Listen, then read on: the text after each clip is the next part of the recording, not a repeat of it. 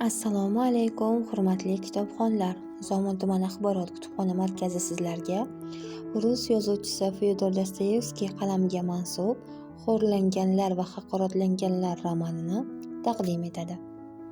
Xo'rlanganlar va haqoratlanganlar rus yozuvchisi Fyodor Dostoyevskiyning romani. Bu yozuvchining surgundan qaytganidan keyin yaratgan birinchi yirik asaridir. Roman ilk bor 1861-yilda Vremya jurnalida xo'rlangan va haqoratlangan sarlavhasi ostida muvaffaqiyatsiz yozuvchi eslatmalaridan birodar Dostoyevskiyga bag'ishlovi bilan nashr etildi. Ushbu jurnal muallifning o'zi va uning ukasi Mixail muharrirligi ostida chiqa boshladi.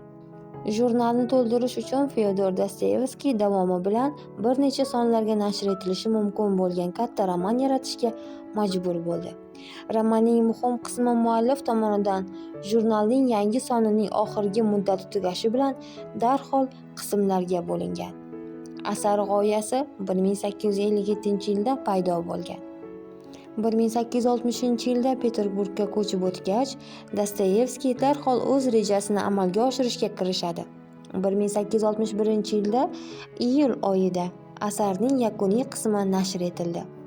Xuddi shu yili roman Sankt-Peterburgga alohida nashr sifatida nashr etildi. Yozuvchining hayoti davomida u yana 2 marta 1865-yil, 1879-yillarda qayta nashr etilgan. Roman yosh yozuvchi Vanya nomidan yozilgan. Uning hayotining ko'plab tafsilotlari avtobiografikdir. Romanning vaqti biroz xiralashgan. Dostoyevskiyning adabiy faoliyati boshlangan kunlar 1840-yillarga to'g'ri keladi va romanning o'zida o'sha davrdagi adabiy hayotning ko'plab qahramonlari biroz yashirin shaklga esda olinadi.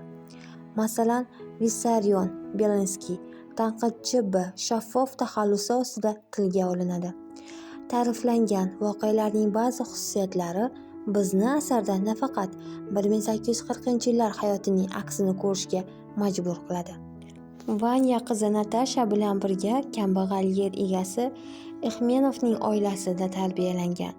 Ixmenovning mulkidagi badavlat qo'shnisi knyaz Volkovskiy Ixmenovning tejamkorligini qadrlab, uni o'ziga boshqaruvchi qilib tayinlaydi va keyinchalik undan bir muddat o'g'li Alyoshaning tarbiyasiga rahbarlik qilishini so'raydi.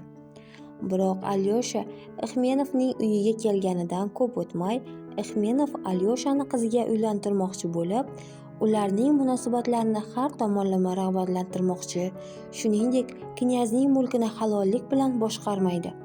O'zi uchun ma'lum miqdorlarni o'zlashtiradi. Knyaz Ixmenovga qarshi jarayonni boshlaydi.